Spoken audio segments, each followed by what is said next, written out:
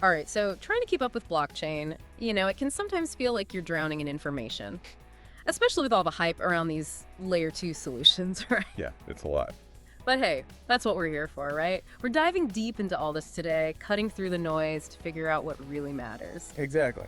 And today's deep dive, we're tackling Coinbase's new project, Base. They're calling it a layer 2 solution, and let me tell you, people are buzzing about it. Oh yeah, it's a big deal. So let's break it down. What is Base all about, and why should we even care? Well, I think the first thing to remember is this isn't just some small startup. We're talking about Coinbase here. Yeah. They're a major player, so for them to jump into this layer 2 space, that's huge. Absolutely, couldn't agree more. But let's back up for a second and make sure everyone's on the same page.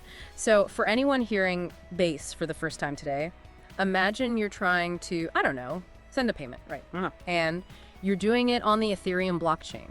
Okay. It can be slow, it can be expensive, and sometimes it feels like you're stuck in traffic, just a whole bunch of transactions ahead of you. Definitely. That's where these layer 2 solutions like Base come in. Think of them as like building these express lanes on top of that Ethereum highway. Yeah. It's a good analogy. Yeah. Basically, what Base is doing is they're taking a bunch of those transactions, bundling them together off the main Ethereum network, and then they settle them all at once. And this is where that optimistic rollup technology comes into play. Optimistic Rollup. Okay, gotta admit, sounds kind of like something straight out of Star Wars. Right. But what is it in plain English? How does it actually work? So instead of needing every single transaction to be verified and then recorded on that main Ethereum blockchain, what Base does is it bundles them up. And then they only submit like a summary of all those transactions to the mainnet. Interesting. And doing that, it just drastically reduces the workload. Yeah. Everything's faster, everything's cheaper. Imagine sending a postcard with everyone's news instead of writing out a separate letter to each person. Okay, I like that. So it's less crowded, everyone's taking the shortcut, these optimistic rollups. But what does that actually mean for the average user, someone like you or me? Right. And maybe even more importantly, what does it mean for the developers who are out there building the next generation of these decentralized applications? Well, that's where things get really interesting. I mean, think about it. Faster transactions, that means almost instantaneous interaction with those applications, right? Yeah. So like playing a blockchain-based game where your moves are happening in real time, no lag, no crazy fees. Wow. Or you could send those micropayments for online content without those fees just eating up your entire contribution. It opens up so many possibilities. So we're talking potentially changing how we interact with, well, everything digital. Yeah, potentially. Okay, let's talk about Coinbase again. Yeah. How does them being involved give Base an advantage? I mean, there are other layer 2 solutions out there, right? Totally. But you got to remember, Coinbase has millions of users. They're already plugged into their platform. So right out of the gate, Base has this massive built-in user base. It's ready to go. Right. Think about it. You're a developer. You're launching a new app. Wouldn't you want access to millions of potential users from day one? That's the power of their network. It's like picking the right location. You'd rather open a restaurant in a bustling city center than on some deserted back road, right? Exactly. But all this talk about speed and efficiency, having all those users, are we sacrificing anything when it comes to security? Is there a trade-off happening here? I mean, that's the big question, right? When it comes to layer 2, everyone wants to know, is it really safe? Yeah, you're not wrong to be a little wary. Moving away from the security of that main Ethereum network, it does make you wonder. Exactly. But it's not really that simple. It's not like they're just cutting it loose, Think of it more like Base is still anchored to Ethereum. It's still getting that underlying security from the mainnet. It's just operating on this faster, more efficient layer on top. So less of a risky move, more like a calculated risk, potentially big reward. That's a good way to put it. And actually, in the material we were looking at, they talk about this thing called fraud proofs, which is a key security feature for Base. Fraud proofs. Okay, now you're just using big words to sound smart. It's not that complicated, I promise. Basically, it just means that any transaction that happens on Base, it can be independently verified on the main Ethereum network if it needs to be. Got it. So like a backup system. Exactly. Just in case, because crypto can be unpredictable. For sure. But okay, let's talk about some of those other advantages that Base is bringing. They mentioned EVM compatible, whatever that means. Yeah, that's a big one, especially for developers. EVM just stands for Ethereum Virtual Machine.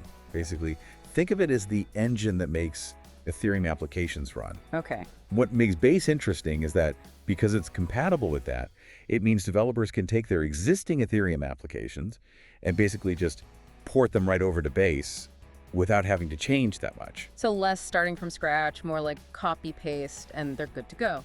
Pretty much, yeah. Yeah. And not only that, but it's also supposed to be cheaper and faster. Oh, sign me up, right? Why would they not switch? Right, and it gets even better. They're really emphasizing how developer-friendly Base is supposed to be, like going above and beyond just being compatible. Laying out the red carpet. I like it. And So they- what are they doing? How are they making life easier for these developers? Well, they've made sure that Base integrates really well with the tools and APIs that Coinbase already has. Yeah. So anyone already working within Coinbase's ecosystem is going to have a pretty easy time switching over. Plus, from what I've seen, they're putting a lot of work into their documentation and support. Yeah. Making sure that developers have what they need to succeed. Support is everything, right? Totally. It's like, if you want to go fast, go alone. But if you want to go far, got to bring everyone with you. And it seems like Base gets that. Absolutely. Yep. And honestly, this focus on developers is something we're seeing more and more of in the blockchain space. Makes sense, right? Yeah, they're the ones building everything. The That's platforms that make their lives easier, they're the ones that are going to come out on top. But okay, let's zoom out for a minute. Big picture stuff. They keep mentioning this super chain idea. What's that all about? Superchain, it does sound kind of, I don't know, futuristic, right? Like something out of a comic book. What is it and why should we care? Well, right now, most blockchains, they're kind of like their own little islands, right? Yeah. Doing their own thing. And that limits what they can do. The potential is just walled off. A super chain. It's about breaking down those walls, creating connections. We're talking about interoperability, making it so these different blockchains can talk to each other, share information, work together. Like imagine if you could send an email from Gmail and have it seamlessly go to someone's Yahoo account. No problem. So less isolation, more like building bridges, Yeah. creating a whole network of blockchains. Exactly. And that's where Base comes in, right? Yeah. Because they're building it to support these things called multi-chain applications. Okay, I'm going to need you to unpack that one for me. So basically, they're applications that are designed to work across multiple blockchains, Right. not just stuck on one. And Base, it wants to be the platform that makes that happen, like a universal adapter, works with any blockchain outlet. Interesting. So developers can build these apps that use the best parts of different blockchains, really take advantage of what's out there. Right. But let's be real, how realistic is this whole superchain thing? Is this something that's actually going to happen, or are we just, dreaming big here? It's a big goal, no question. I mean, there are a lot of technical hurdles to overcome, not to mention all the logistics involved, right? But what's interesting is that more and more projects are popping up, all focused on this idea of connecting different blockchains. So there's definitely momentum building. Yeah. And if they pull it off, it could completely change the game. We're talking a whole new level of innovation and growth for the entire blockchain space. That's exciting to think about. But let's bring it back down to earth for a minute. What about, the price of all this, the source material? It talks about market capitalization, but it doesn't say anything specific about like how much Base is going to be worth. What's the deal with that? Yeah, that's always the million-dollar question with crypto, isn't it? Yeah. And honestly, trying to predict the price of any cryptocurrency, even one with as much potential as Base, it's tough. There's so much that goes into it. You've got market sentiment, how quickly people adopt it, what happens with regulations. It's constantly changing.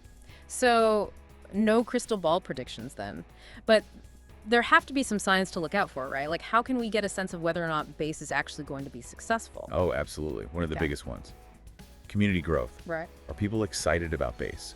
And not just developers, but regular users too. Right. If you're seeing people building on it, actually using the application, spreading the word, that's a good sign. Word of mouth is everything. Totally. And the other thing is partnerships.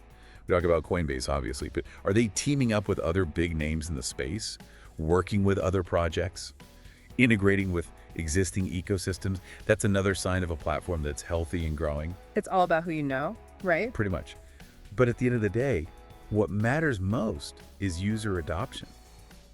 Because all the fancy tech in the world, all the partnerships, all the buzz, it doesn't mean anything if people aren't actually using Base, right? So are we seeing real world applications, transactions happening, value being created on the platform? That's what we need to look at. So we can't tell you how much Base is going to be worth, but we can say, keep an eye on those things. This has been a wild ride, hasn't it? We went from the basics of layer 2 solutions all the way to this idea of a super chain. I know, right?